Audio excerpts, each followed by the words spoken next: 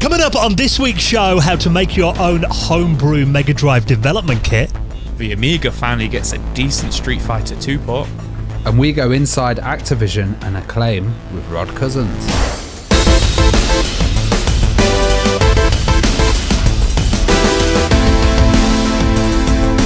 The Retro Hour podcast is brought to you each week with our good mates at Bitmap Books. Now, one of their books you should definitely check out is Commodore 64, A Visual Compendium, celebrating the vast library of games that made the C64 the most popular home computer of the 80s. You can check that out and the rest of their retro gaming books on their website, bitmapbooks.co.uk.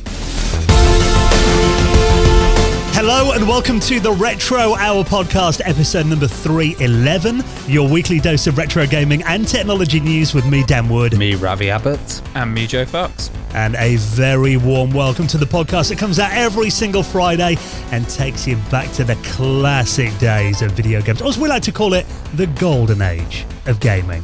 Because, we do get new people coming into this podcast all the time. And Ravi made a good point just before we started recording. He said, why don't we do a little introduction for people that are just finding us for the first time? Because even though we've been going for 6 years now, every time we see our podcast rising up the Apple podcast chart, which, happens most weeks, that means we're getting a big influx of new people coming through. So people are joining this ride all the time, aren't they? Yeah, and it's kind of crazy because we started this as an audio project, which was just like with the mad aim of interviewing somebody every single week. And that would be anybody from the industry, the creatives, the kind of management behind it, video game designers and stuff. And it's because these stories, you really need to document them. And it's been a period of history that, talking to these guests, we've realized so much has happened, and it's happened so quickly that it's hard to kind of step back and get a picture of what's going on. And we really hope that the show kind of helps people get a picture and also, works out the connections between different companies. Like the amount of knowledge that I've got from just doing this is absolutely insane, and the amount of stuff that I've learned about systems and games that I've never really touched before, Well, I think for us as well, the fact that we are all three of us, lifelong video game fans. So for us doing this, for me, it was, when we started this podcast, it was originally to try and find out the truth behind a lot of the rumors or the urban legends that I read in, magazine articles and stuff back in the day, to actually go to the, the horse's mouth, as it were, and actually get the truth from the people that were there making the industry in its early days. Yeah, I like the amount of times that I've seen that Moby Games is inaccurate and Wikipedia hasn't got the right information on it and stuff. And, you see a lot of videos on YouTube and people repeating the same facts and stuff, but nothing beats actually going to the source and hearing what they say and kind of, their ideas of what was going back on in the day, even if they contradict each other as well. It's just really exciting. And for me, it was like looking at those game titles at the beginning, the credits, and then thinking how many people we've had on the show that were actually listed on those credits. So, the 6 years we've been doing this, we spoke to some of our absolute gaming heroes, and today is no exception. Now, we're going to take you behind the scenes on some of the most legendary companies, from over the last 40 years of gaming, including, and particularly, we're going to be focusing on Activision, their kind of early days here in the UK, and also Acclaim as well. Going to be covering from around 1991 up to the mid-2000s when Acclaim went bankrupt. And today we're going to be talking to Rod Cousens. And this, I've got to say, from the 6 years we've been doing this podcast, this is already one of my favourite interviews we've ever done this week. We have these like distributors that in the UK that would, kind of repackage the games, send them out and stuff, and other companies didn't have that much of a presence. And Rod's talking all about the kind of early days of getting different games, working with some of the top leading games, and this whole period that we cover in this interview is absolutely mental. It's like we managed to compress it down, and God, there's some awesome things that you got as well, Dan. Finally got someone talking about Rise of the Robots. Which Rise of the Robots, because Rod, I don't think he talks about it that often. As you said, Joe, I think anyone does. He spoke about Rise of the Robots. We do struggle to get people on to talk about that. Yeah, you did say, just before we started recording, I'm not on this interview, and you did say we got some juicy stuff on Rise of the Robots. And I was like, oh, wow, nobody ever wants to talk about that. And, you pointed out, he did say, you know what, you've got to take the good with the bad. So let's talk about, it wasn't all perfect. It wasn't all smooth sailing. So that was really cool. Did you manage to ask him, though, about the Turok Rage Wars competition? You did? Yes, I did. Which was perfect. Don't spoil it.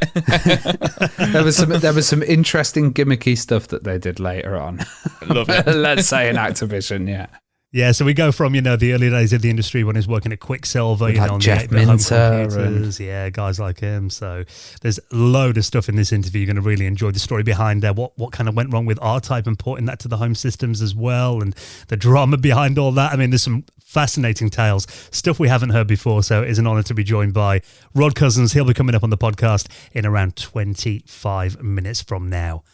Now, as well as bringing you legends, veterans of the industry on the show each week to get the inside story, we also update you on what's been happening in the world of retro gaming and technology each week as well. First half of the show is the news that's been going on. Actually, January is normally a pretty quiet time for retro gaming news, but actually, it seems like there's quite a lot going on this month, including Nintendo, who are now offering retro gaming posters as part of the My Nintendo rewards. So tell us a bit about this, Joe. What's this about? So I've done my research, luckily. Bear with me here. I think I know how this works. So there's always a first. There's always a first. They're not NFT posters, are they? No, they're real posters, which is fantastic. So Nintendo of Europe are offering out rewards for their Platinum Points system. And we'll talk about the rewards first. So they've launched this week 3 retro N64 posters.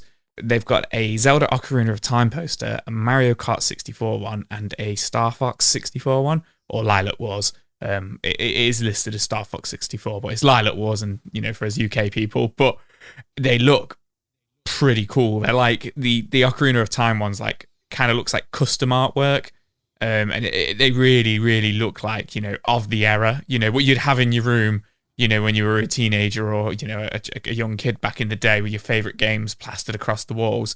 The Mario Kart 64 ones, like the box art, and the Star Fox 64 one's really, really cool. And I think it goes really well with the fact that they've recently launched, the N64, on the Switch.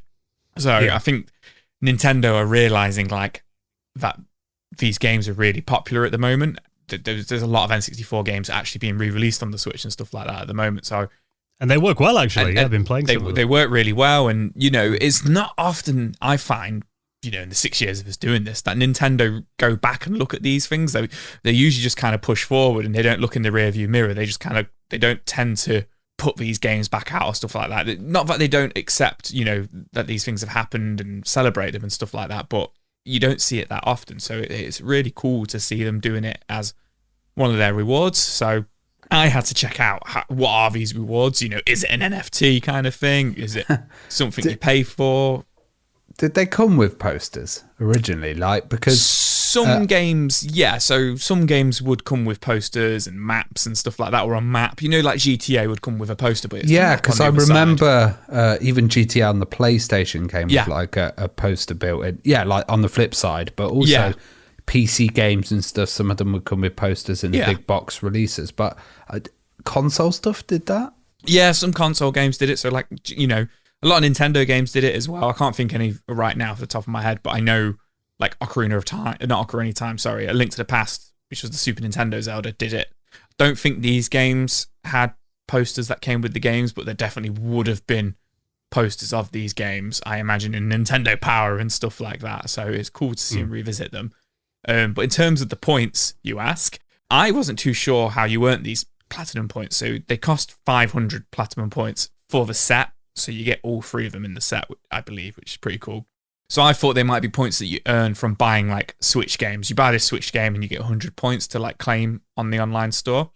But from what I understand, they're actually from completing weekly tasks, to do with playing games on your Switch and stuff like that. So this week, for example, you can get 300 platinum points from playing Animal Crossing by just linking your Animal Crossing Pocket Camp to your Nintendo account, or you can get 30 points from just activating your account, and you can also get it from like app games. So like playing Toad Rally on Super Mario Run daily gets you 10 points for playing that so many days in a row and stuff like that.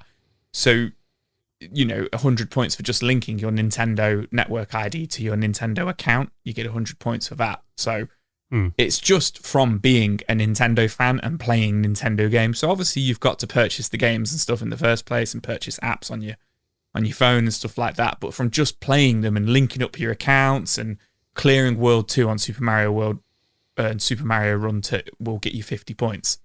So I always got the impression that the rewards were more to try to get people to play their mobile games, stuff like Animal Crossing, Pocket Camp. You can get for free on the App Store. And I have seen some people saying here as well that if you just download Animal Crossing on the iPhone, which is free, connect Twitter and Facebook, you get given 600 points and you just get it off your phone. So there you go. There you go. It's quite easy to get them. So it is to get people to play the mobile game apps and stuff like that. But it's Nintendo at the end of the day. That's it's a massive company. They're going to get you to do that. So and then you get gold reward points for actually doing in-game purchases and stuff like that. So it's good that they've got like the platinum and the gold separate, and the platinum ones are the free ones, and you do get rewards. You do have to pay for postage on your rewards, which kind of makes sense, but it's good to see in the world that we live in at the moment that it's actual physical posters, and like Ravi says, it's not just NFTs that get sent it's kind of like incentivized gaming. So I saw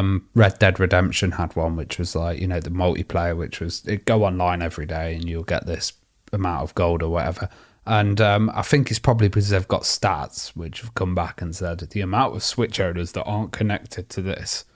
So smartly they've said, well, we'll just do a poster thing, and it's not going to cost as much, but it incentivizes and it gets people to go in and actually do that physical thing, link up their Facebook account or whatever. So it's a kind of nice way of doing it, and you get a little bit back from something that you would previously not really get anything for. So I think it's all right. I'm looking at this and thinking, it would be so cool if they just sold them. Yeah. You just buy them for Nintendo. You just buy it. Yeah. Dan's just thinking, I can't be asked to play these games. I just want to buy them and put them up in my wall. They do look really cool, though, don't they? They do look cool. I really like the Ocarina of Time one. That's really, really cool. Yeah, and they'll probably be on eBay for like, £100 or something next week anyway. There you go. I ain't paying that much though, so no one get any ideas. So we'll link up that story if you want to find out how many rewards you need and how to get hold of them. You'll find it all in our show notes. We put all the stories in there. You don't have to Google around. You'll find them at theretrohour.com, or just check the text on your podcast app. They're all in there too. Now, Street Fighter 2, obviously one of the most legendary fighting games of all time. Mainly for me, I remember, I know it came out on the Mega Drive and stuff like that. To me, it was always an arcade game first, and really felt more at home on the Super Nintendo. I always classed it as a SNES game at home. Yeah. Although, we did get a port onto the computer that I had at the time, and I know you did as well, Ravi, the Commodore Amiga. How would you sum up the Amiga version of Street Fighter 2? I thought it wasn't that Ravi? bad, It was the problem is that it was like one button for everything. So you had tons of like combos and stuff, forever loading as well. Like switching discs between the characters was really frustrating. I think there was worse ports of stuff that came later on, and Amiga never really shined for like the the fighting games. So there were some good ones though, but I don't think it did what it could have, and this kind of really shows it. It's a port we'd actually talked about before, which was just a proof of concept which had been made on Pixel Shade channel on YouTube, where they'd actually shown, right, I'm just going to recreate this scene on Street Fighter and kind of see what I can do, see how much I can get it close to the arcade. I remember there was a whole thing about, there was a Street Fighter 2 Turbo came out on the Amiga as well, and there was a whole thing years ago about cleaning it up and cleaning up the backgrounds and just making it run better. And there was a whole like little modding scene on that, because obviously it hadn't been ported over with like the love and care that someone can give it now. But that's also due to this awesome engine that's come out for the Amiga. So all the games that are being released at the moment are being released by a company called Pixel Glass, and these are like, Worthy was one that recently came out. Metro Siege was another one that they've done. Dread as well, which is, I a really, really awesome kind of Doom clone as well. Metro Siege is that kind of Streets of Rage one.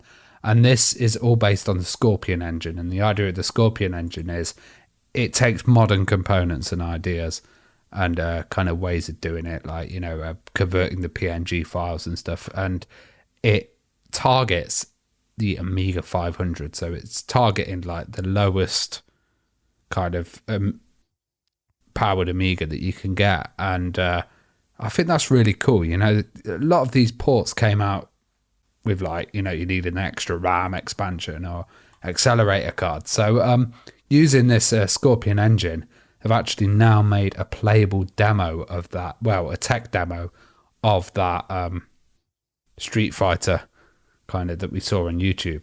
Yeah, and actually, this looks really impressive, especially compared to the release version that we got on the Amiga, which I know you mentioned then about the buttons and everything. The biggest complaint for me about the Amiga version was how bad the scrolling was. It was so jerky. I was about to say the scrolling on that version is just terrible, isn't it? Ruins the original port to the Amiga, which, back then it always baffled me why they put out such a substandard version. Well, also, it was such a big license. Well, I don't think they had this engine as well. So this engine was like with the Pixel Glass people, but it's also being used by this port is actually done by Nesso Games, who did Super Delivery Boy for the Amiga as well. So there's lots of different people now using this engine. And I think they didn't have the technology developed behind it. It was just they didn't know all the tricks that they do nowadays. But I remember, stuff like was it Elfmania? That was a great beat 'em up game on that was done by demo coders, though. They knew what they were doing. Yeah. That's from saying the hardware could do it blatantly. 'Cause back then, I remember reading like, the Amiga's not powerful enough to run Street Fighter 2 properly like the Super Nintendo. And even looking at this, graphically, it looks like it might just be my imagination. I'm sure maybe you can look at it a bit more with fresher eyes, Joe. It looks a bit lower color than the Super Nintendo version. Yeah, the Amiga version looks a little washed out, the original version, compared to like the Super Nintendo version and even the Mega Drive version. And my memories of the Amiga version is going a bit off track here, but it's on an episode of Father Ted, the old Channel 4 show.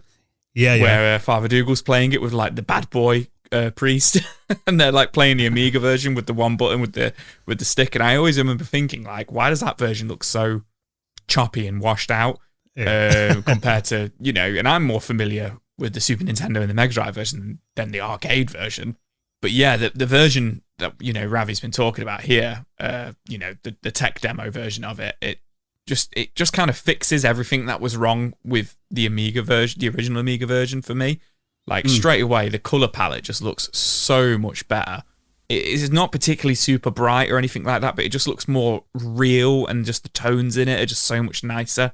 And it just doesn't look washed out anymore. Like I know. Yeah, so this is targeted for the ECS computer. So the ECS Amiga, which has a lower color palette. I think it's 16 or 64 for the ECS, and then the Amiga AGA machines are like 256 colors. So if they did an AGA port, they could probably have it kind of in the nicer color. But I kind of like them targeting it for the 500 because it was the most popular one, and it was the one that everybody had, And I like the color palette in this. Yeah, like you said, Joe, it doesn't look too cartoony. Yeah, gives it more of a gritty kind of look, which I quite like.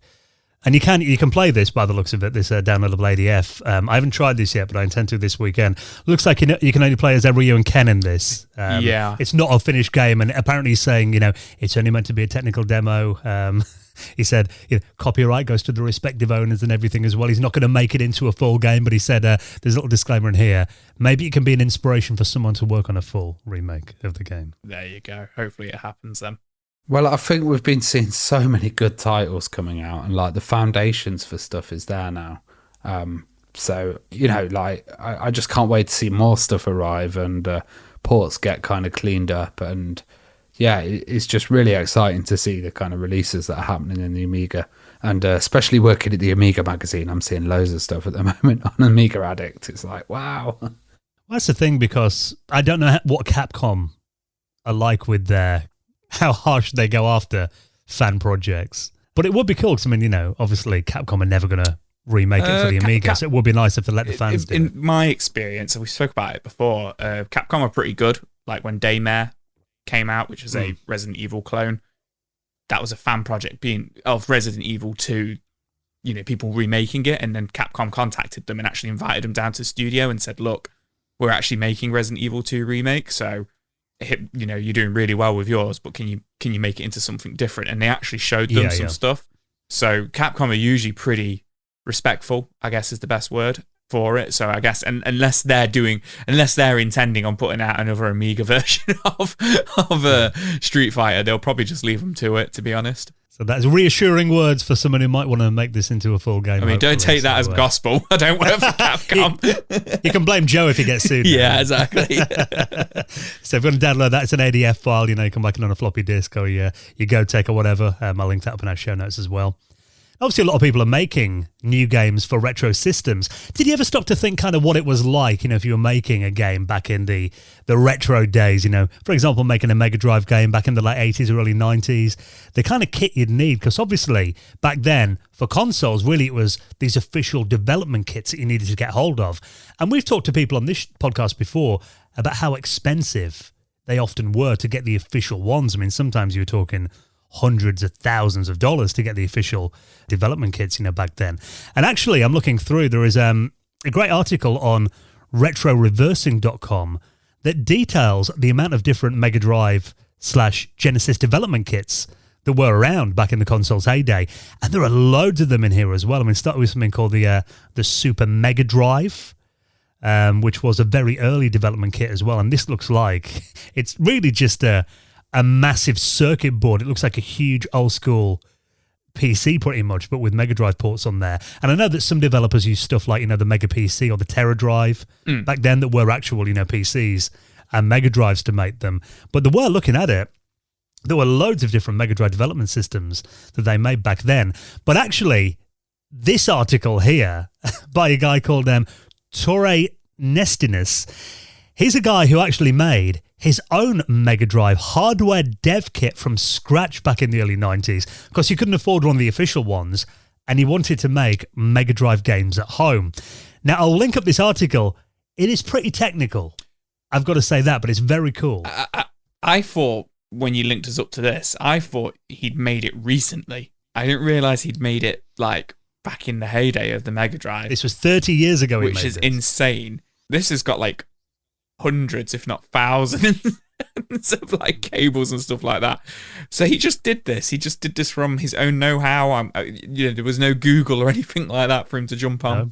It's important because I remember going and seeing the guy who did Tanglewood, Big Evil Corp, and he had a Mega CD development kit as well that he was actually using. And it's pretty amazing. And he was like, to get this dev kit's really hard, and he kind of kept it close to him and had it for years. So it's interesting to see that maybe he can rework these designs or make it available for more people.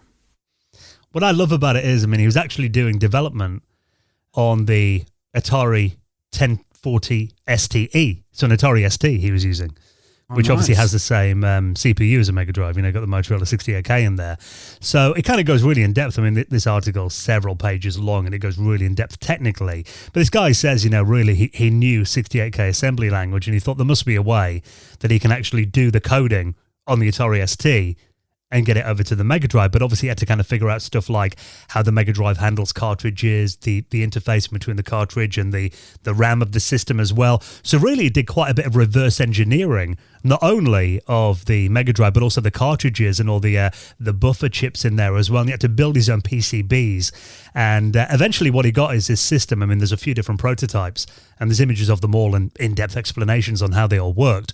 But what he did is he actually made a PCB cartridge you could put into the Mega Drive that had a serial port on there, and he would do all the coding on his Atari ST and kind of squirt that over. Over onto an EEPROM that then he could run on the Mega Drive. And actually, he says he didn't actually make any Mega Drive games after he spent so long getting all this together. I think he exhausted himself by making this. I was about to ask, did he actually make any games that came out or anything? But pretty exhausted after that. He used a program called Turbo Assembler. Assembler on the ST.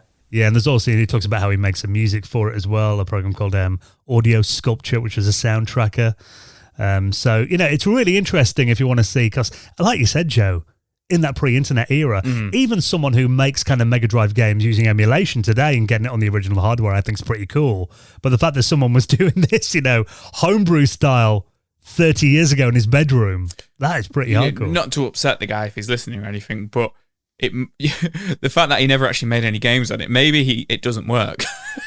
He's just got a load of circuitry and just made it look like it works. I'm joking, of course, but you cynic, Joe. I'm joking. Now, before we get into our chat with Rod Cousens, let's take a quick break and give a big thank you to one of our sponsors, because, at the moment, we're getting ready, and I can't believe we're saying this, first time in, over 2 years, we're getting ready for some live events again. We are dipping our toe into the water of going to events again, aren't we? Yeah, we're going to be going to the Doncaster Gaming Market at the end of February. And Ravi's even staying overnight for that one, because you're going to be hosting a table, aren't you? And I'm going to be dipping my toe in potentially some other ones up north later in the year. And Ravi's even hosting one. I'm hosting one, and I'm also going to VCF East in New Jersey in America. So exactly. Yeah, we're all kind of excited and getting ready to come out of the house and emerge. I think, we're talking the other day that we've all booked flights. And we've got stuff planned. We're going abroad again this summer, We're going to be jumping on planes. It's crazy. Places, so it is amazing. So, the world is opening up again, which is incredible. And our friends at Harry's, now, obviously, they've been big supporters of the Retro Hour podcast. And, you might have heard us talking about their incredible razors before and what a great shave they give you. But actually, Harry's, they're here to revamp your whole routine. They do a lot more than just razors, including, obviously, the close shaves. They do, give you flake-free hair, all the way to clear, healthy skin. Harry's is here to help guys feel good. Now, we want you to get a free travel-sized shower gel with a trial set and give them a try to improve your morning routine. Now, particularly if you've got, holidays coming up and maybe you're going to be traveling again.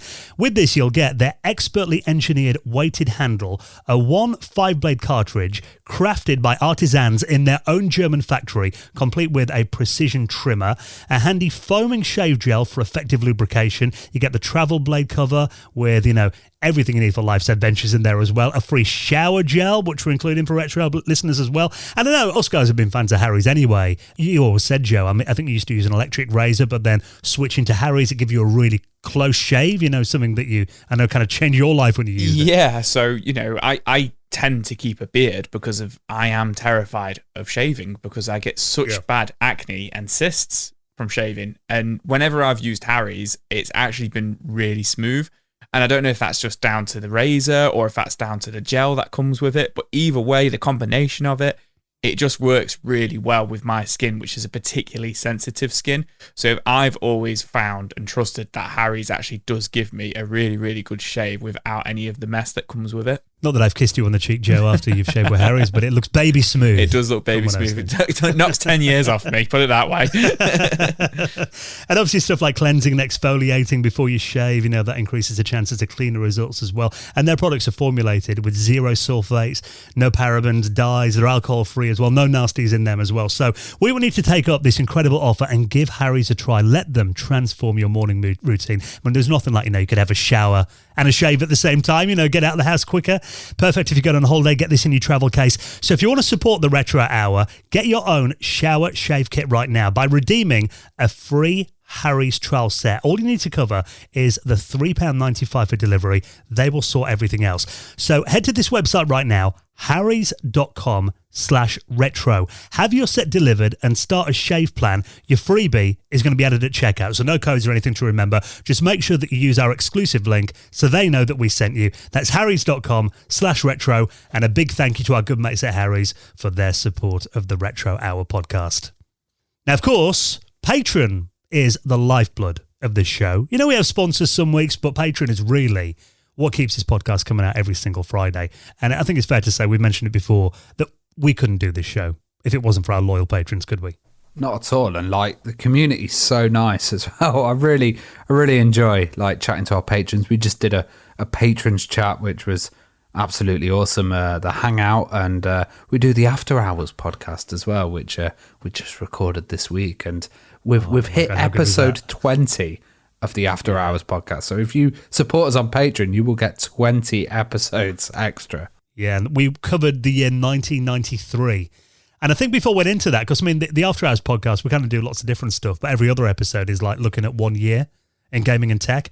And 93, my God, we started looking at that, me and you, Joe, we were looking, through online and talking about, stuff that we remember from that year. But there was just so much happened in 1993. We could have done like a 5-hour podcast about that. It was so much. I mean, it felt like we ran over massively on there. But like the episode went out today and you said it came back sounding absolutely fantastic. But like you say, we just could have talked for hours and hours and hours about 1993. And, some really, really obscure, failed systems came out that year. So none of the big three came out that year, but there was just so much to talk about. And I did absolutely love our patrons hangout, as Ravi pointed out, which we did this Sunday just gone. And we do talk retro and we share what retro things we've bought recently and stuff like that. But we always go off on a tangent talking about horror films, VHS, anything like that. But this week we were talking about nuclear bombs and nuclear fallout and what we would all do and stuff like that. And it just feels like, there's like 30 of you sat around a table at the pub all just having a chat and it just works. Nobody talks over each other or anything like that. It just works really, really well. And, it's been something amazing to look forward to every month.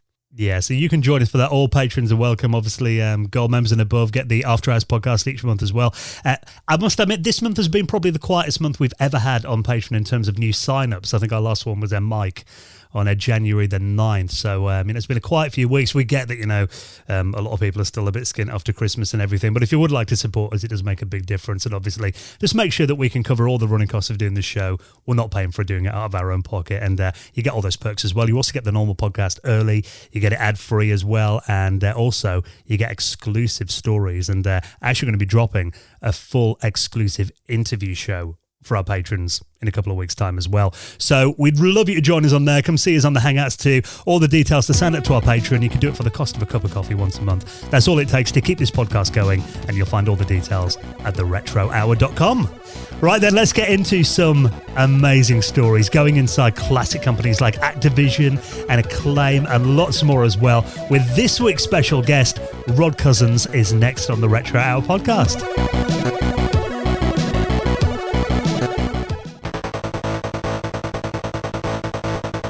You're listening to the Retro Hour podcast, and it is time for the main event, then the bit of the show that we all look forward to, where we welcome on a veteran of the video games industry to get some stories about, what happened in the industry back in the heyday, those early days when it was just kind of finding its feet. And our guest today has worked for some of the biggest companies in gaming history, including Acclaim, Activision, Codemasters, Quicksilver back in the 80s as well. Let's welcome on the legendary Rod Cousens. How you doing, Rod? I'm very well, thank you, and thank you for the introduction. It's a pleasure to be here. Well, we really appreciate you taking some time to share your memories with us, and we always like to kind of go back to the beginning with our guests and find out, what initially got them into video games in general. I mean, do you remember your first gaming experience and where you first discovered it? I do. I was loitering in pubs at that time, and there was a coin-op machine, and it had this game on it called Breakout, and it used to very successfully extract money from me as I pursued levels to get to the ultimate goal. That got me hooked on gaming, and I went from there into home computers with the advent of Sinclair ZX81, and that was my first role at Quicksilver, really. So, did you have any machines yourself at home? Yeah, I had some very primitive machines, including the old Atari 2600, and I actually also had an Imagic console back in the day, a very rare thing. But the one that really took it, and it's true how it describes it, into the home was the ZX81, and mainly as a consequence of the people I knew and worked with and the things we were able to do, because it was a combination of skills that really started to open up us being in the gaming market and going off doing things. Did you have any experience typing in those codes and kind of doing your own programming? Yeah, I did, and got unbelievably frustrated. I used to take all the prints out of the magazines in those days and laboriously enter them, and then find they didn't work properly, and would have to start again or try and figure it out. So, but we did occupy a lot of time doing things like that. Yeah. And even trying to get stuff typed in on that ZX81 keyboard was a challenge Yeah, and a half. yeah. It was. You're absolutely right, but I didn't have the biggest thumbs and fingers, so I probably had some advantage over others. But it absolutely was. And then when it didn't register, and you had to try and figure it out because you'd gone on and had to go back, all these wondrous things. But we were committed. We were real pioneers in those days. Yeah, it must have just felt magical, that kind of first time you managed to get a program running and something happening on your television. Yeah, the whole aspect of it was magical because you realized that something was happening. And it was so exciting to be part of it. When people talk today about, disruptors, whether that's technology companies or whatever, the true disruptors were back in those days because the industry didn't actually exist as such. And we all used to assemble at the horticultural halls in Westminster where, we had booths which were little more than trestles with planks across them covered in black felt. And, we all and it was very, very friendly. It was whether it was Quicksilver, Bug Bite, Salamander, Silversoft, all these companies that were around, and Britain was leading the way. And there was a real feeling about it. And the breaks would be stale sandwiches upstairs with a beer and loading up cars with tapes. And it was great. It was a magical time. It really was that kind of cottage industry stuff. And how did you end up then kind of entering the industry and joining Quicksilver? Well, a friend of mine who was an electrical engineer who I'd been at school with, he introduced me to a guy called Nick Lambert, who was one of the original founders, and I met him. And when people talk about the meeting, it was I was looking for a company. I was driving along. I found this terraced house in a part of Southampton, no name. I knocked the door. This guy with long blonde hair down to his knees, an Aran sweater with holes everywhere and jeans came to the door. And I told him I was looking for Nick Lambert. And he said, "You found him, man." And he said, "Come in." And he made me a cup of coffee off this grimy old cup off of a side, and it was so hot. Otherwise, I'm not sure I'd have stayed. And around it, the phone never stopped ringing. It was a sketch where I'd start talking, then I'd be interrupted, start talking, then I'd be interrupted. But that was really the start. I got on very well with him, and we started working together on bits and pieces. What he did was, his initial thing was to build RAM packs for the ZX81. And about 3:30, 20 to 4 at night, all these kids would come in from the local school and put them in jiffy bags because we'd sold them mail order and we had all the money up front. And then he had a friend called John Hollis, and John Hollis, who's a software engineer, wrote a basic game that we could embed in the RAM packs. And so it went from that, and around it, another friend was Mark Isles, and he did the marketing for the company. And, great strides were made when we did our first full color inlay in the pack. We were terribly excited about all of that. So that was how it came together. It was a group of guys in Southampton working out of friends' properties in the end and putting this company together. And when we'd written a new game, drive up to London to Tape Duplicating Company and have them manufactured on cassette and drive back. That was it. I know the Quicksilver released, it was mainly Commodore 64 and Spectrum games, but I know there were conversions and original games for the VIC-20, the Dragon, the Auric Atmos, and the BBC Micro and the Electron. Was it hard, covering such a big range of machines and handling all these conversions? Because they all have different capabilities, didn't they? Yeah. It was hard, but the reason we did it was in those days we would place an ad looking for games. And we were offering 25% royalties, which was a big deal. And all these kids, you were talking about, bedrooms and single guys being able to program. So all these kids came forward with different skills on different machines. And so rather than constrain it, we started to cross-fertilize ideas, introduce them to each other, and seeing whether they could use code, not use code, seeing what their programming strengths were. And it wasn't as hard as it from a technical point of view as it was from a introductory point of view in making them gel. I mean, it was like being a welfare place because I had their mothers calling me, Right. and so forth, making sure they weren't up to no good, or making sure that we were taking care of them and feeding them properly. And half of these guys were moonlighting at university, but that was what made it. That's what made it great. Well, obviously, Grid Runner by Jeff Minter, Yeah. who's gone on to become another legend in the industry, Yeah. was a big hit. I mean, what was kind of the story behind that game then and the acquisition? Yeah, well, we were local, right? He was in Basingstoke, and I was in Southampton. He had Commodore 64 skills or Commodore skills. He was always out there. He'd been ill, he'd been hospitalized, and while in hospital, this really piqued his interest. Around it, interestingly enough, as the company Quicksilver grew, our accountant knew his mother and Hazel Minter and connected us.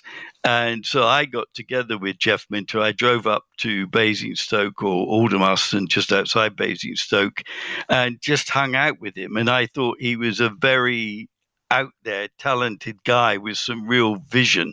And we were stronger on Sinclair than we were on Commodore. And so it was a complementary thing. He wasn't that interested in the publishing side of life, really.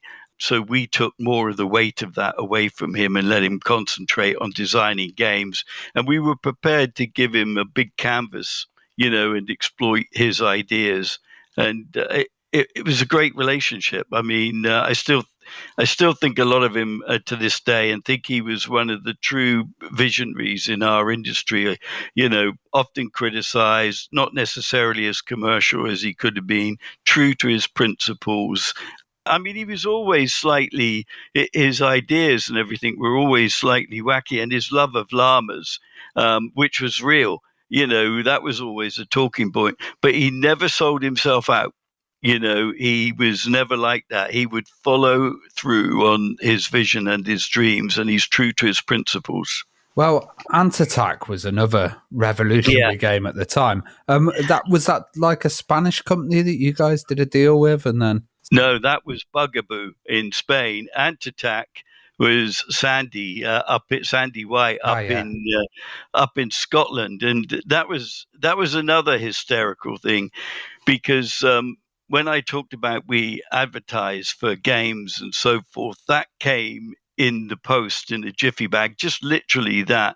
We were in Southampton and we had a product manager called Paul Cooper, and it arrived in a jiffy bag. I was sat one floor up and he came running up, could barely contain his breath. He said, "You got to see this, you got to see this." And went downstairs and loaded it up. And that was Ant Attack. Now, he'd also submitted it at the time to Scion, and they hadn't responded to him. And he lacked confidence, so he thought no one was interested in it. And we couldn't believe it.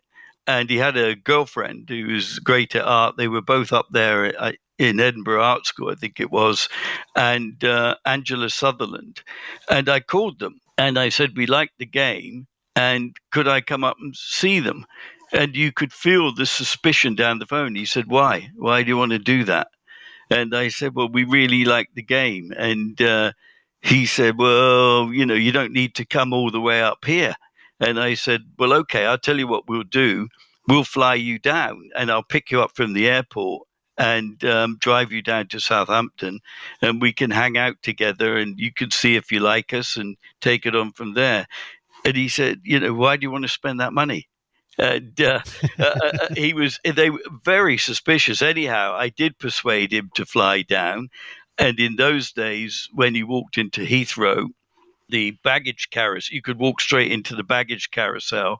He said, how will I know you? And I mean, it was as simple as this and as corny as this. I said, I'll stand by the baggage carousel holding a copy of the Daily Mirror. And I didn't know how many other people would be there in that same position. But he found us, and I drove them both down to Southampton. We got on really well. They like John Hollis a lot. They like Nick a lot. And it blended as people. And I told them we wanted to sign it. And I knew if they went back, we stood a chance of losing the game. So I said, we'll put you up in a hotel in Southampton and you can think about it. And he said, why do you want to do that? Why do you want to spend this money? I said, look, you're down here now. And if we're going to work together, just think about it. I said, you don't have to hang out with us. Just think about it. Anyhow, that's what happened. And they signed and the rest is history. And when it went out there with those Escher-like graphics, I mean, people were astounded by it. And people were, there was a DJ on Radio 1 at the time, and they were doing a very early feature on games, and Tony Blackburn was going, how can you do graphics like this? How can you have graphics like this? It's amazing.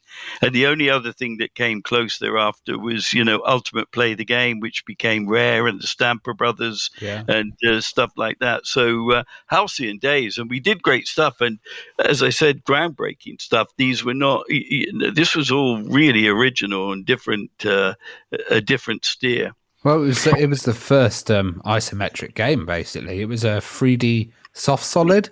Was the kind of technology that he developed and patented as well, I think. Yeah, that's exactly right.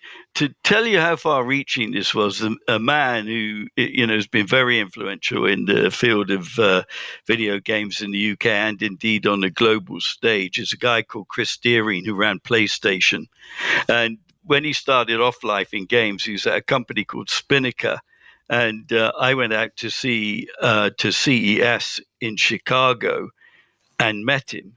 And he looked at me and he said, Quicksilver, Ant Attack, how do we get the distribution rights for that game? And that conversation, so he recognized early, but that conversation forged a lifelong relationship in all guises. And also, you have to remember that this was a linear game, and he was dealing on a format which was early floppy disks. So, for him, he knew all about it. And as I say, we had a common interest from there on in.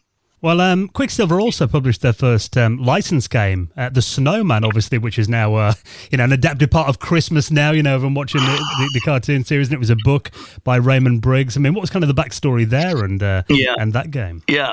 We did do all that stuff. And we, as I say, we tried to venture into areas that others didn't get. And bearing in mind, this was a period where there was no readily available data. Most of it was intuitive for, friends and so forth. Today, I mean, data scientists and analysts play a big role in the decision-making process. And but back then, it was very much intuitive. And Quicksilver, as I say, was pooling of friends' skills, and one of which was an artist who we used to do a lot of our covers, a guy called Dave Rowe.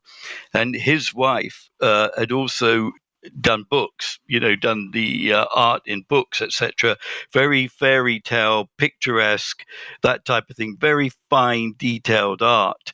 And she was taught in Brighton by Raymond Briggs.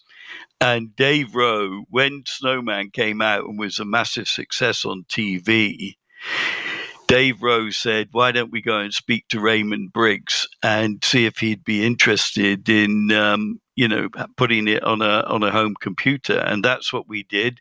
He was fantastic. He was more interested in getting it done than any commercial deal. And he gave us the rights, and we did it. And we launched it in a theatre in Leicester Square, and he came along to that. And my introduction to it was spread-eagled on the stage with a mic in my hand, because we had this backdrop, very corny, of snow and snowmen and things like that. And that was how we did the thing. And he worked together with us, and it was great. Well, I know there was some talk at the time about, Quicksilver may be doing a video game version of Briggs' other well-known work, When the Wind Blows, which was that something you decided was just a bit too sensitive to release on it as a game? It was really the commercial side of it more than anything else. I mean, there were a number of things that we were trying to do. We were pretty adventurous. For example, we did the game with the Thompson twins. Yeah. And that was also adventurous. But these things, when you're involving third parties like that, only come about when all the commercial terms can make sense. And it's one thing having the original author, you've then got the publisher, and you go down things like that. Plus timing was an issue. And so events conspired against us, really. But yeah, we looked at a lot of things like that. I mean, we actually even did, funnily enough, a darts game with Eric Bristow. So, and he was easy to do. And we did a Rupert game, and I then discovered that 50% of the rights of Rupert were owned by Express newspapers and 50% was owned by Paul McCartney, because as he was growing up, he was a huge Rupert Bear fan. And he then had the Frog song going out in the charts. So I had to go up to MPL to meet them. And we put the game together, and he was pretty enthralled by it. This is, very early 80s. Well, you mentioned the Thompson Twins adventure as well, which was, Thompson Twins, a group. They had Dr. Yeah. In the charts at the time, and that was actually released as a flexi disc mounted on the cover of CMVG magazine. Yeah. What was kind of the story there, and why did you decide on that kind of method of distribution then? That was quite unique at the time. Well, cover mounts were becoming more prevalent. And, the side effect of that was an adverse reaction to retail. And in those days, people like W.H. Smith and Boots were a big deal. And they were trying to block cover mounts because they felt, or they were suggesting or discouraging us from doing it because they felt it impacted on the game sales and so forth. Original cover mounts had they were like a trailer. Right. But in trying to outdo one another, more games companies were putting more and more and more content on it. So the idea became, this was put forward by Tim Metcalf, who was the editor of Computer and Video Games at the time. And he said, because I'd talked about music and games and so forth, he said, why don't we try something different? And if we can go and get an artist, if they'll do it and they'll agree to it, that would be one thing. But then we have to get a games company that could develop it and publish it, so as to speak, and then use the, because magazine distribution was only one specific part. A lot of the magazines weren't international. So there were all these things to consider. And he came up with the idea of the Thompson twins. I went down to meet the three of them and their manager at the bottom of the New Kings Road, and they were really up for it. Unbelievably creative, great to work with. We're not prima donnas, didn't dictate things to us, but wanted to work with us. And then we found a guy that would program it who could work with them, and we were late. And that was the interesting thing. So it wasn't without its hiccups, but it was very adventurous, and we pulled it all off. And in many ways, it's thanks to Tim Metcalf at Computer Video Games and his forward thinking on it. But we just believed in the coming together of aligned entertainment industries that were there to entertain, right? And the obstacles to it, I mean, that was a very early lesson for me in discovering that the obstacles to it wasn't generally the artist, but the record labels, and getting to the artists, if you could do that, and you could allow creative juices to run was for the most part. I mean, I know there's adverse stories about it, but for the most part, that was work. But the record labels, didn't rate games, saw it as a bit of a threat, and so forth. And of course, today, all they want to do is to break new acts through video games. We were thwarted by them all, so we all went off and built our own recording studios and did things like that. Created our own music, all of which came in-house, and they paid a price for that, and you look at where video games are today and where music is today. Back then, they had like a lot of newspaper groups as well that were having their own video game divisions. So Mirrorsoft was one that we've talked about before, and Argus Press Software was another one from the Argus group, and they ended up taking over Quicksilver and kind of transitioning into Grand Slam. What was it like back then when that happened? I remember talking to a famous guy in Formula One when his team got sold to an American conglomerate, one of the largest motor manufacturers in the world. And his description to me was it was a bad day at the office. And that would be my description of that arrangement. I mean, obviously they did have magazines in the gaming space. They were pretty ambitious. They had an alternative weekly magazine to PopComp Weekly, run by a guy called Paul Liptrot. And so we looked at it, and actually, you talk about at the introduction with a great friend of mine, Nick Alexander. The other interested party was Virgin, who'd entered the fray.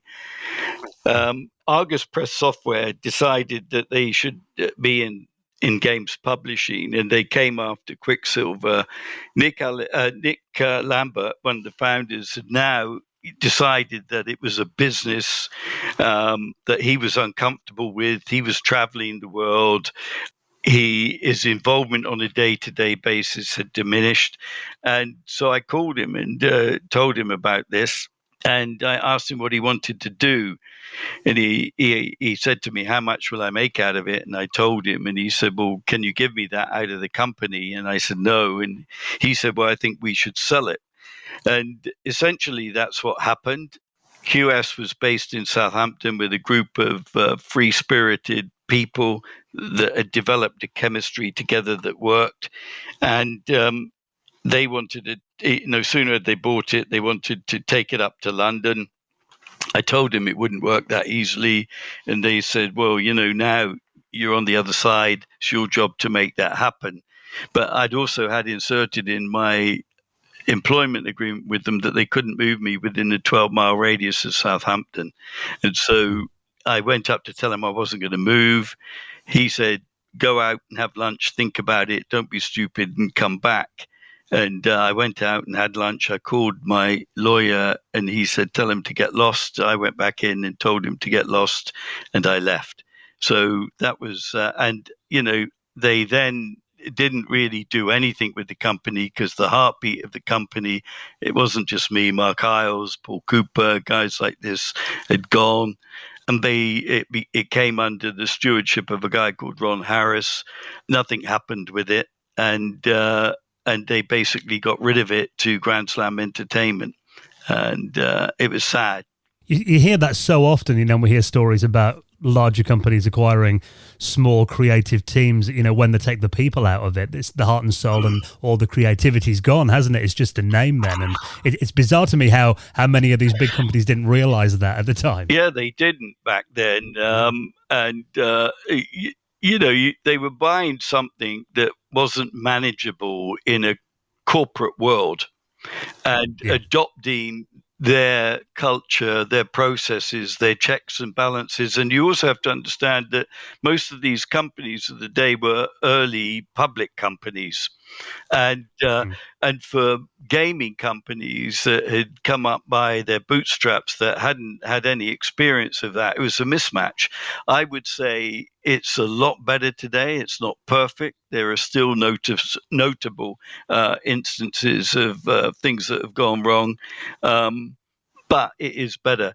And I guess it could well have been better under the culture of Virgin, because, that's what Richard Branson epitomized. But, that's life. It didn't happen. And we go on from there. Well, yourself and Paul Cooper, after Quicksilver, you went to establish Electric Dream Software in 1985. So what was kind of the story with that then and getting that started? Well, partly Sandy White, because he was doing a follow-up game which was called Eye of the Mask. And he sent me this artwork, which was a triangular sort of depiction of my head in various colors. And he put at the top I, meaning me, and then of the mask, because the image was masked. And I thought, what the hell is this? And I called him and he said, it's our next game. And so around that, what I was actually looking to do was, by this time, Quicksilver had been distributed by CBS Records, now Sony Music. And that was one of the things that gave us global distribution. And you have to remember, this is at a time when nothing existed. And instead of building it in each territory, we used record labels, and it was CBS. And they distributed ColecoVision and a firm in the States called Epix, EPYX, who had Summer Games, Winter Games, Impossible Mission, other bits and pieces, all great software. And CBS told me they were pulling out of the marketplace, as were Epix. So I flew to San Francisco to get the rights to the products in Europe and on non-supported formats such as Sinclair and so forth. And when I arrived the day before I left, a headhunter called me about becoming head of Europe for a US software company. And I said to him, well, which company? And he said, oh, client confidentiality. We can't, disclose that. And I said, well, is it professional software, as it's called then, or is it games? And he said, no, it's games. I said, well, it's Activision, because Activision were the only ones. And he said, well, I couldn't possibly say. So anyhow, I flew out to San Francisco. I'm staying at the Fisherman's Wharf Marriott, and 8 o'clock in the morning, my phone rang, and it was Greg Fishback of Activision at the time. And he said, we're looking for someone to head up our European operation. And I said, oh, yeah. And he said, what are you doing in San Francisco? And I didn't want to tell him exactly what I was doing. So I said to him, I'm starting a new company. I'm out here sourcing software. He said, okay, great. Boom, boom, boom, boom, boom. Ended conversation. Later on that day, he called me and he said, I've been thinking about what you've been saying. And I said, yeah. He said, how would you like to be funded? And I said, yeah, that's pretty appealing. He said, well, if it is, you got to come down and see me. So I drove down to Mountain View, walked into the office. And bearing in mind, I hadn't got Epix and I didn't have a company. And I told him I was going to do all this stuff with software that's directed at Europe, whereas disk-based software was really limited. And that was the start of Electric Dreams. And I then went off and signed things like Eye of the Mask. I did various other products, and I used Activision's distribution. And I also picked up products out of Japan, such as Super Sprint and so forth. And as a consequence, at the time, Activision had some really pioneering product like Alter Ego, but it wasn't selling in Europe in any great volume. So the business that we had outperformed the parent. And so they then asked me to run the whole thing. So that's how that came about. I was wondering, repackaging games and kind of making them appeal to the European market. What did you have to do differently? Oh, a lot of it was a redesign of a game. As I said, it was linear versus random. And so you had to set out a pretty rigid story. You wouldn't do anything like that today. And to give an example of it, Activision had the rights to Lucasfilm, Rescue on Fractureless, and things like this. And they wanted them on the Spectrum.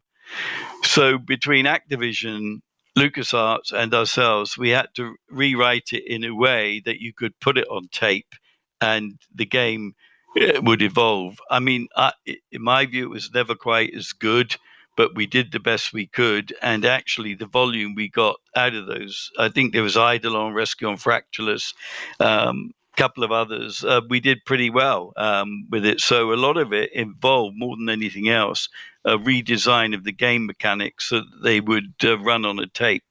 And obviously, the other side is you had memory constraints. Well, I know that R-Type, legendary, one of the most legendary shooters of the 80s, and that was a massive title. What was the story there? Because I heard it had a bit of a kind of troubled development cycle with the original version being shelved and then Manfred having to port it in 6 weeks or something. What was the real story there? Yeah, that was through IRAM out of Japan, and they were not the easiest to... I had a great, and still have a great relationship with Japanese companies because you have to invest the time. When I was at Activision, I mean, I was grateful that they would fund me going out there, and I would come back and sit in quarterly reviews, and the CEO would look up and say, "Well, and what business have we got out of Japan this quarter?" And I would say none, and they would look heavenwards. But then once I'd gained their trust and broke through and started to work with Nintendo, Sega, Capcom, Konami, you know, Namco as a standalone, and they didn't go anywhere else because I was always going out there. I didn't run away. I earned their trust, and so we became first port of call for many of the Japanese companies. And I met IREM and obviously R-Type, and we loved R-Type, and it was exactly, we in video games, we were the ill-disciplined rock and roll guys of the mix, and make no apologies for that, because if anyone was to say anything, I would say I did it with style and flair. And there was a lot about IREM that was troublesome behind the scenes in terms of their involvement in certain groups and so forth. And so, I mean, that was there are many attempts. They'd failed. They hadn't come through. It wasn't always technical, although it was a technical challenge. It was often very much personality clash and not being able to work with them. But we could work with them. And then we had access to developers that could make it happen very quickly, and that's what we did. Also, going for the kind of European market, especially with like the Amstrad and stuff, were there many language translations that you had to do, or like regional options to put into the titles? Yeah, I mean, it was really, it's four, wasn't it? It's English, French, German, Spanish, that type of thing. And really, for the most part, it was, for us, which was Spectrum. Germany wasn't the biggest market. It was PC was more than 50% of the German market, and then Commodore. And so we really focused on France and Spain, which, apart from Sinclair, when Amstrad entered the market, those were some of their strongest sectors. And interestingly enough, in the very first international distribution deal I did was in Spain with a firm called Indiscomp, Jose Luis Dominguez. And I was looking for overseas distribution. I knew that Sinclair was out there, and so I flew out to Madrid, and I had no relationships. So I was walking around retail finding computer stores, and I walked into this one, and I got chatting to the guy who could speak a bit of English, and I said, where'd you buy your product from? How'd you get it? Who's the wholesaler or distributor, and so forth? And he was telling me he just goes around fairs and picking it up. And I told him who we were and what I was looking to do, and I needed a distributor in Spain. And he said to me, "I'll be your distributor in Spain." And that is exactly what happened. We gave him the rights to our line at Quicksilver. And then one day he called me, and he said there were some Spanish developers that had written this game that he thought we may be interested in. So he came to London with it, and the game was called La Pulga, the flea, and we loved it. Anyhow, so we signed a deal, and we got the rights to La Pulga, the flea, which became Bugaboo. Right now, life goes on, and Amstrad enters Spain, and it wanted a distributor, so it bought Indiscomp, and Jose Luis Dominguez became the managing director of Amstrad España, and Amstrad published La Pulga, for which we had the rights. And so I sent in those days a telex to Alan Sugar and said these were ours, and he promptly told me in no uncertain terms to get lost. We didn't do anything more about it.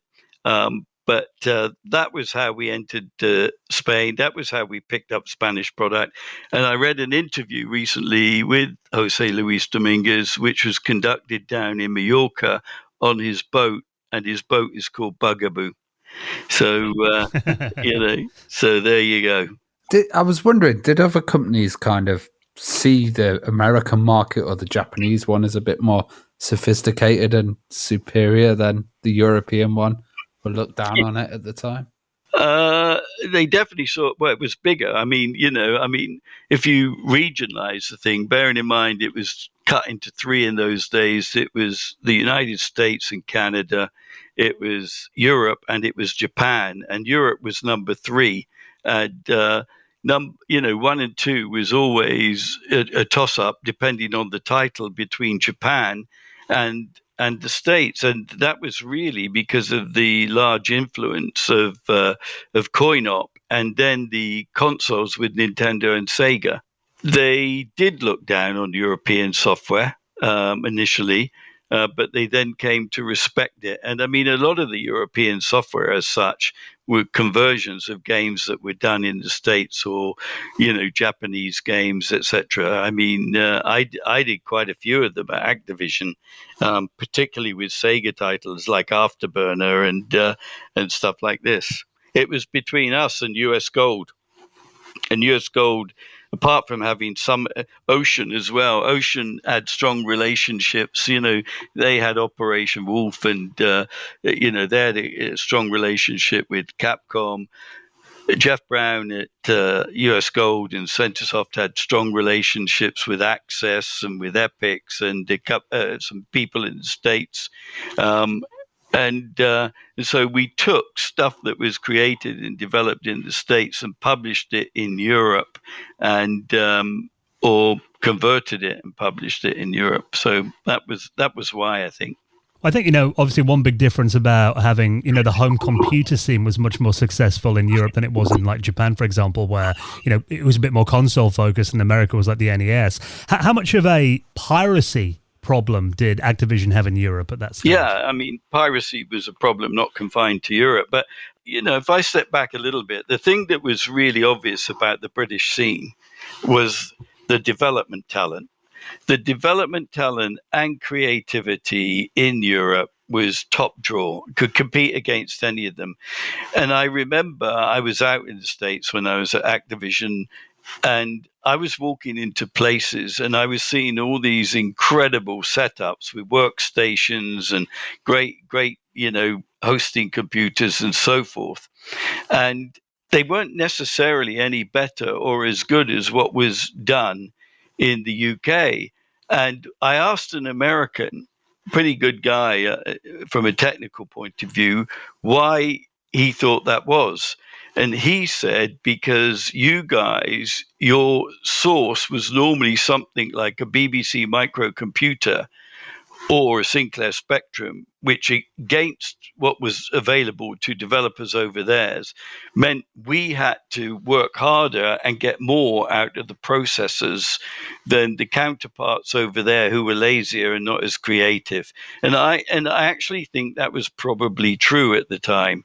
And so when you start to think of what went on through the BBC, which was the adopted thing in our schools and so forth, we got huge amounts out of it, and I think that stood the test of time. Plus, there was a cultural thing. I mean, if you looked at movies, we always followed, but we were always like number 2 or 3 ahead of anyone else, and I think it created this hotbed of talent, and some of which migrated to the States and so forth. What was the second part of the question? It was more about whether piracy was a big issue for on the computers. Well, because it was, and it was mainly because of tape, right?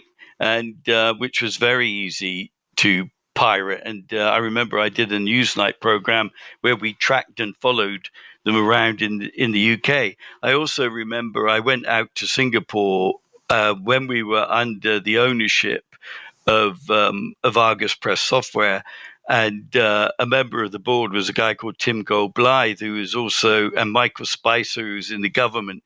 And we went out to Singapore as part of a British trade delegation, and I was out there, and we were all being politically correct and saying all the right things. And this Chinese guy came up to me and said, "Do you realize your software is being pirated in Singapore?" And I said, "No, why?" He said, "Come with me." Now, why I did this, I don't know. I just jumped in his car and went off with him, and he took me around the back streets, took me into this place, and there were all our games. And actually, they were pretty pretty good. And so I said to the guy, the owner of the shop, I said, these are my games. He said, no, they're mine. I said, no, they're mine. That's my copyright. And he said, no, I made them here in this shop. They're mine. And that was their logic. And so I started to do something about it. And I had an interview with a newspaper out there called the Straits Times, and which was everywhere because this guy was the official distributor of Sinclair. And and so I called Sinclair about it. And anyhow, the next thing I got a call from British Electric Traction, who was the ultimate holding company, and telling me to back off and not do this because it wasn't good for relationships. And so I had to drop it. But piracy was a big problem everywhere. And I mean, there were some of us reckoned, depending on the game, anywhere 3 to 10 times copies were out in the open market. And that started to have an impact on the industry overall. So it was a big problem. And I mean, if you bring it fast forward to today, I remember going out to China in the very early days and talking to companies like Shanda who were struggling with this.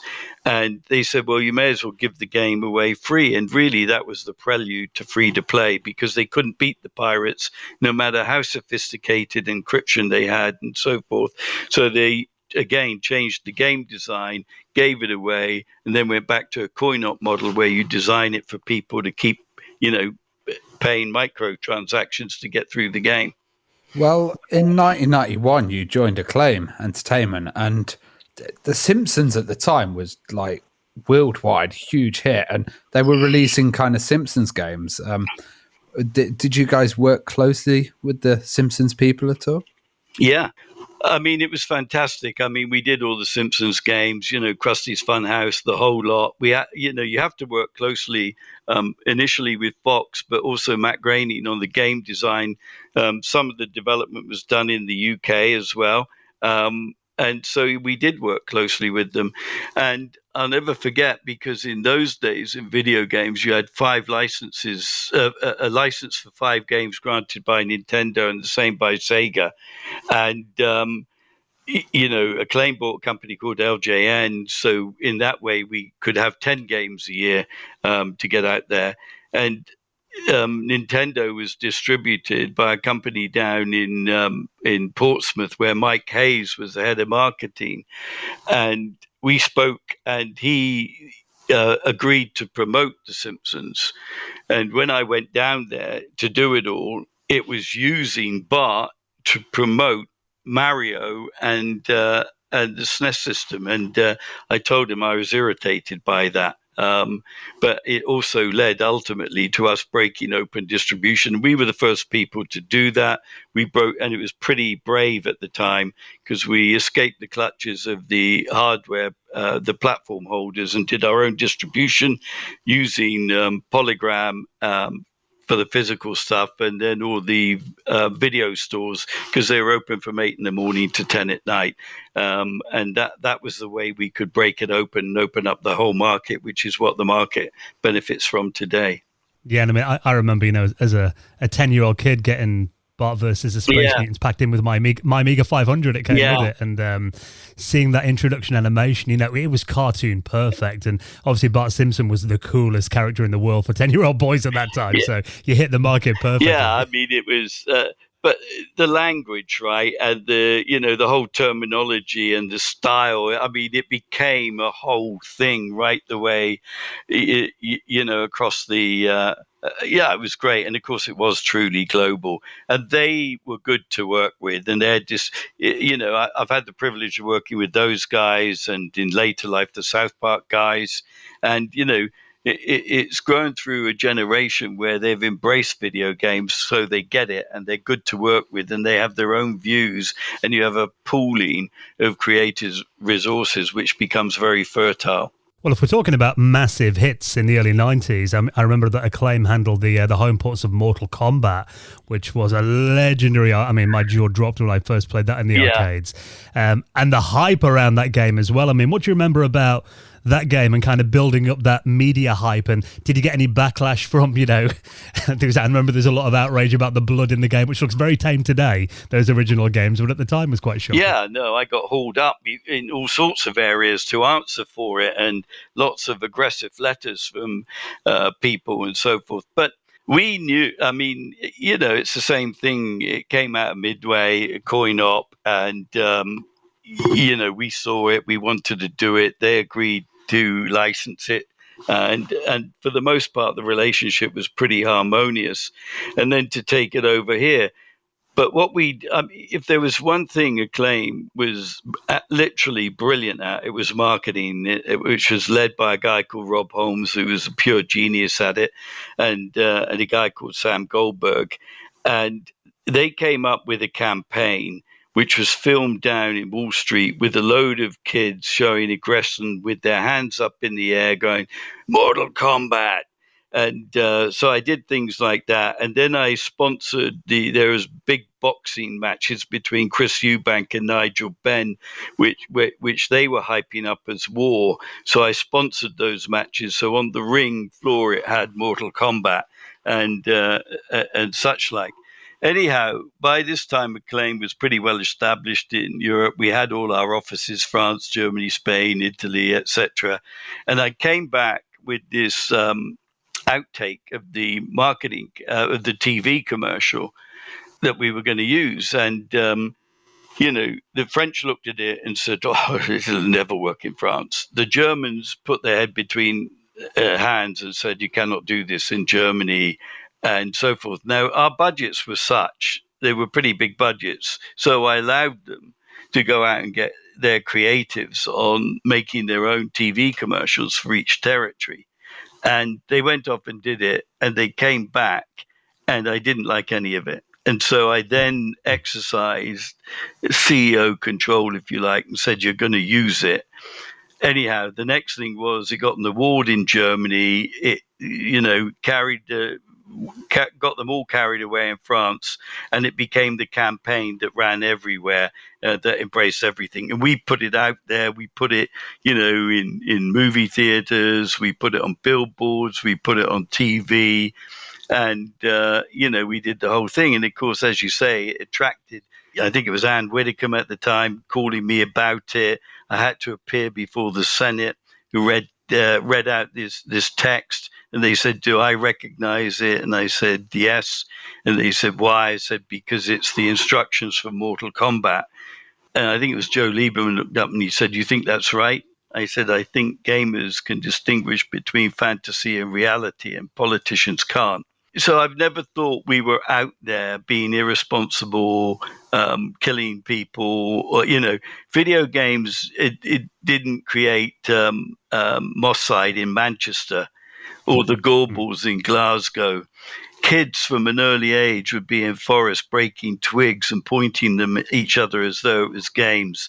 So I didn't mind the debate, and my conscience was clear. And we were breaking through to a mass market. And as you say, by today's comparisons, it's tame. Must admit, though, it did make us want to play the game even more when we read all that stuff. It always does, right? It's a Sex Pistols moment, Yeah. Well, let's talk about another game that had, I remember, had massive hype, probably the biggest hype of any game in the 90s. And Acclaim published this, Rise of the Robots. And I remember, there was a lot around that game that it's going to have, the music from Brian May, and it's going to have this incredible artificial intelligence that we'd never seen in a fighting game before. And then when the reviews came out, it all kind of fell a bit flat. I mean, what do you kind of remember about that then? And was that kind of a game that failed to deliver? Yeah, I mean, I think you're being polite to me. In terms of the reviews, it was probably, it's up there for about the worst game published. The concept we had a guy working for us called Andy Wood, who I think a lot of, and he worked with the development group up in Manchester, and they came up with this concept that we liked. Plus, he knew Brian May, and he could access Brian May. So, I've seen loads of game treatments over the years that when you start off, they look great. And a lot of people don't realize this, but when it comes together at the end, it's not so great. But that one was actually poor. And so the reviews and the backlash that we got were fully justified. And with the benefit of hindsight, probably shouldn't have published it, but we did. Yeah, I guess after all that hype, you couldn't have not put it out. Yeah, you don't, when people talk to me about things, I mean, you don't have 100% track record. And when people talk to me about so-and-so who's got 100%, they've either done one thing or they're probably a liar. Yeah. And that's the thing with that game. I mean, I remember I got it for Christmas, 1995, and I remember booting it up on like 13 floppy disks. And graphically, it was groundbreaking graphically. I'd never seen that kind of smooth animation, but the gameplay areas where it kind of fell down. Again, hindsight's a wonderful thing. We should have probably given it more time, but we also had memory constraints because of the graphics. I mean, anyhow, it wasn't our finest hour. I was quite surprised to see that it got a sequel, though, Rise to Resurrection. I mean, how did they kind of sell that to get a sequel? I think that was Andy Wood pushing it like mad and having his own ambitions in the space. But I don't think it fared a lot better. Well, it's nice to hear someone finally talk about Rise of the Robots, because most people kind of swerve it, so we appreciate that. It's a big black spot. No one knows about what happened. Yeah, you have to take them on the chin when it goes against you. Everyone's got them.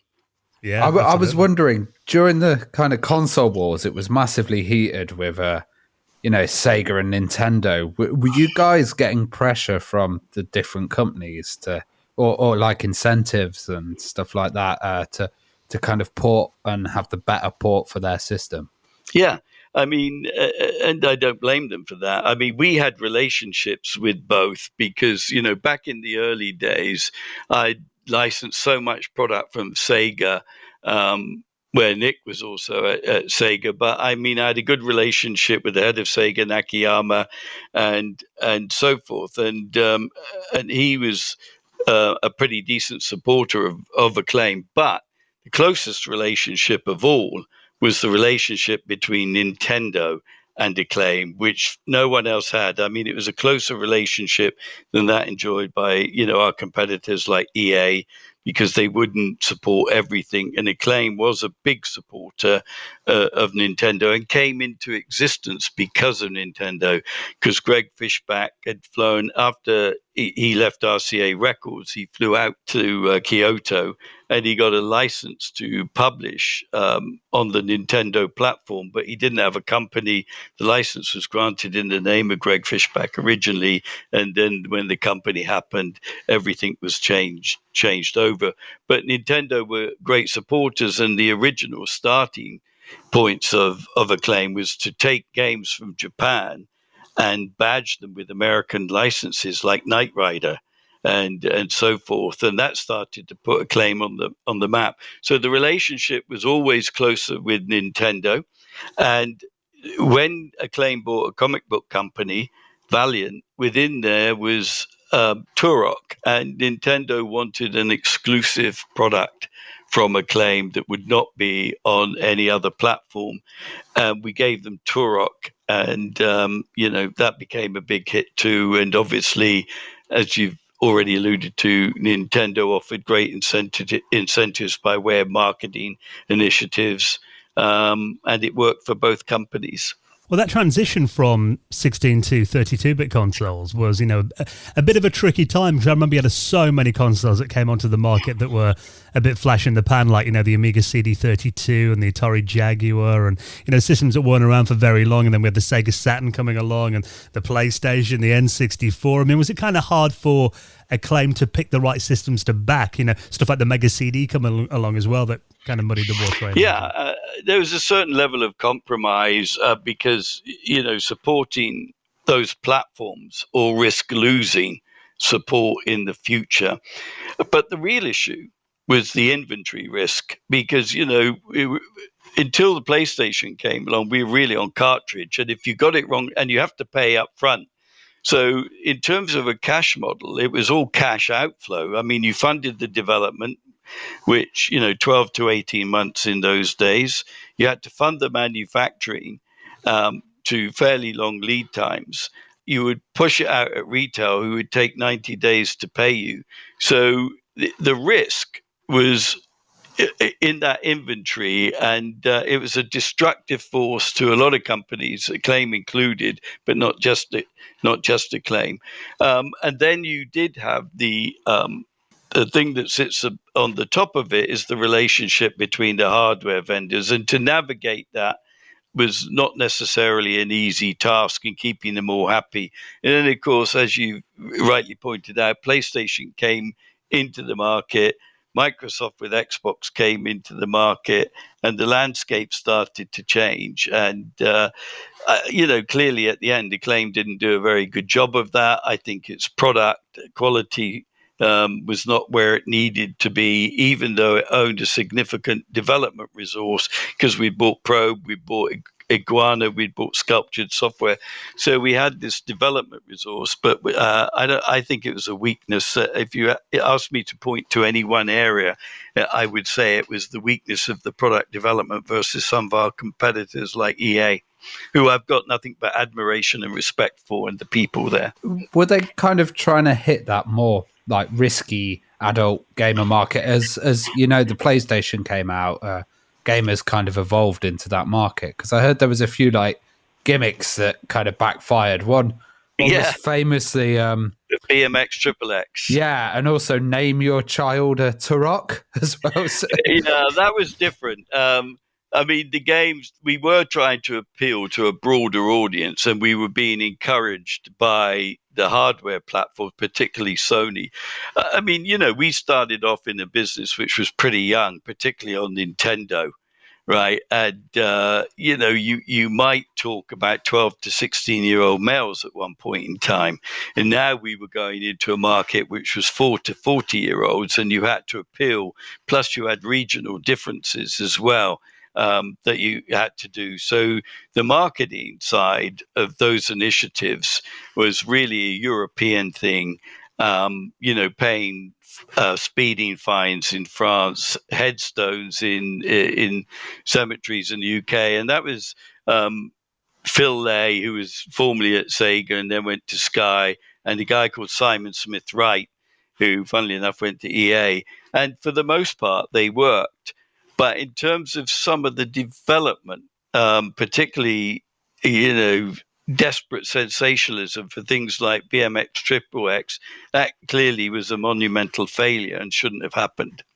What was the story with that then? Because I know that got quite a backlash. What was the whole scenario around that BMX Triple X game? Well, we'd had code because we were doing things like ATV and other BMX games that we could use. Public company, we needed to get product out to meet quarterly objectives and cash flows and things like that. And there were people in the States that thought that the market was now opening up in the way that movies had done. So you could have a segment in there which appealed to a more adult audience. And some of the stats that came back was suggesting just that. Plus, when it was announced, the feedback we were getting was phenomenal. The difference was because it was an environment controlled by retail, the retailers did not share that view, objected to it, basically didn't stock it. Some of the other sponsors or licensor didn't objected to it. And so forth, and it shouldn't. You can't hide behind the fact they shouldn't have done it. They did do it. It was never going to work in Europe, but it didn't work in the US either.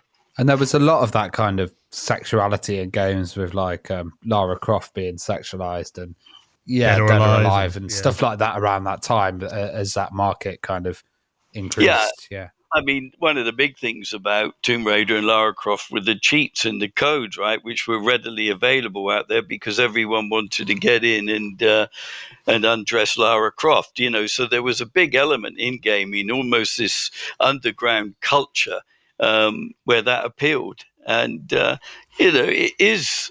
You look at TV today and look at films and things like that, and what's acceptable, what's not acceptable, and what appeals to what audience, and at what point do you impose censorship? I mean, look at Grand Theft Auto. and so forth. So, you have to look beyond a certain segment. And is it our job to sit and tell everyone what they can and can't have? Well, Acclaim, I mean, had a great legacy of some incredible titles. And then, in 2004, I know they fell for bankruptcy. And it looked, from what I've seen, it looked quite a messy end to the company. Yeah. I mean, obviously, what was what happened from your perspective, and how did you end up moving on to Codemasters then? Yeah, that was a horrible time. I mean, I've been with Acclaim for 13 years.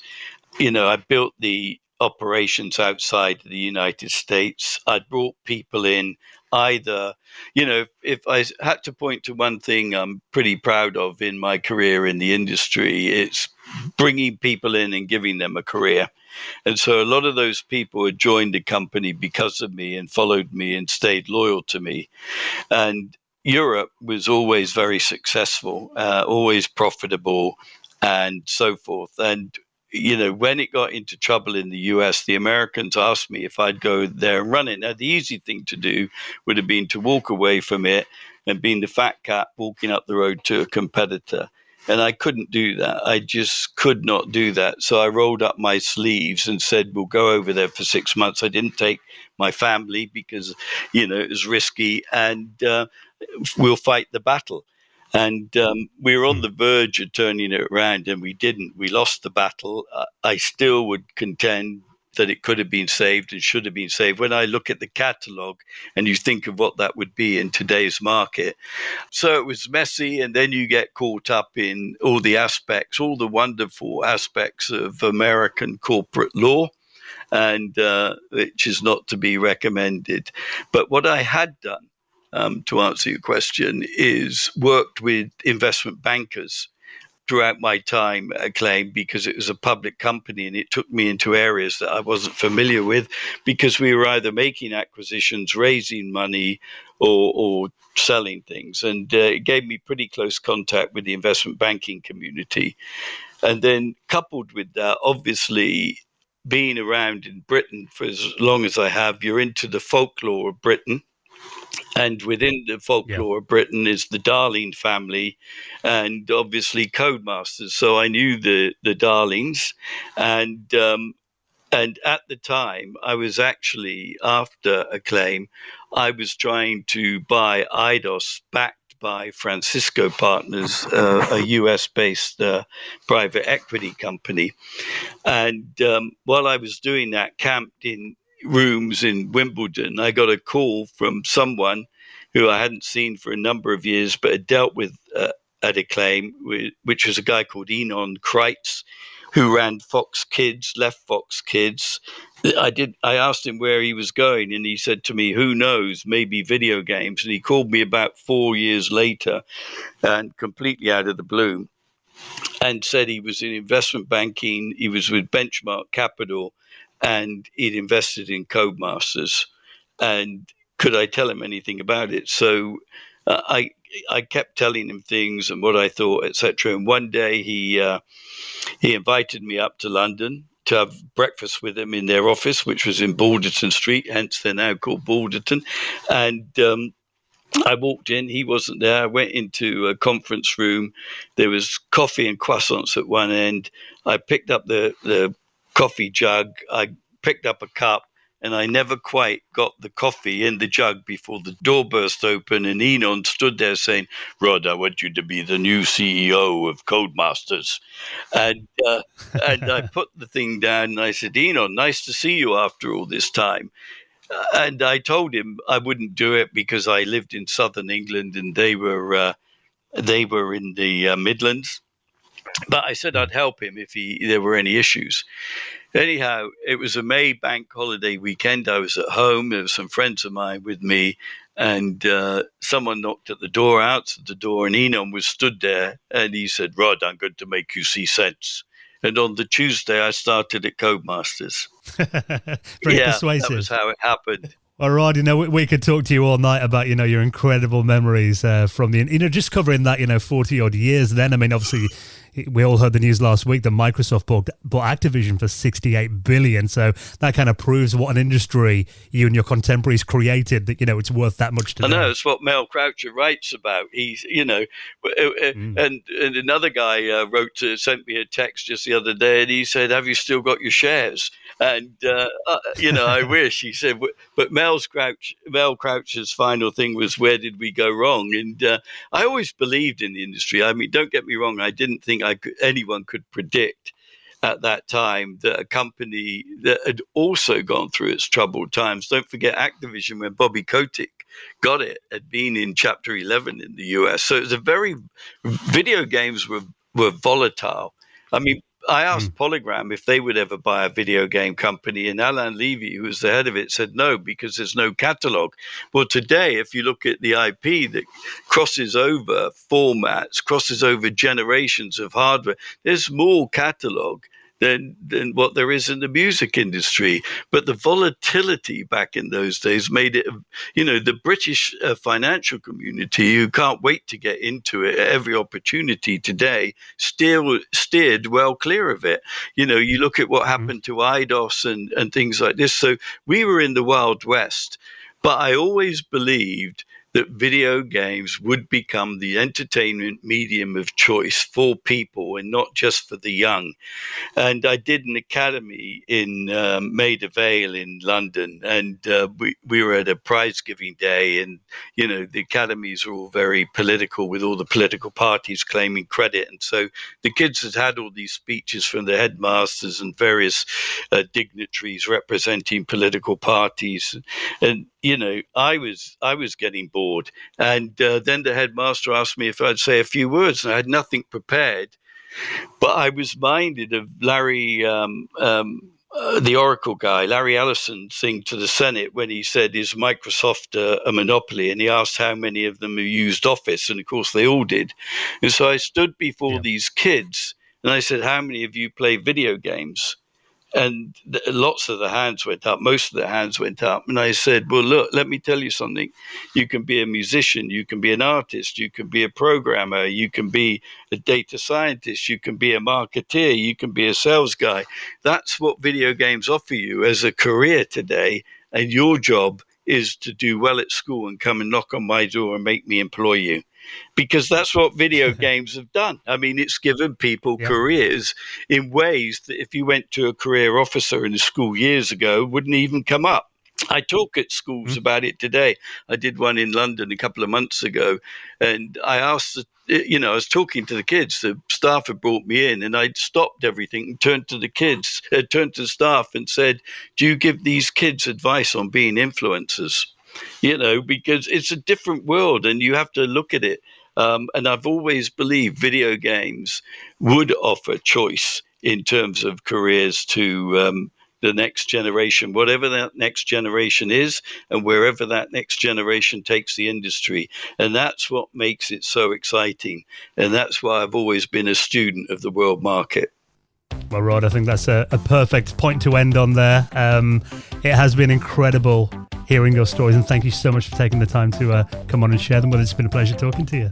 Well, it's a pleasure talking to you, and I'm grateful to you for allowing me to relive these events. And it is 40 years, and you make an old man very happy. So thank you very much.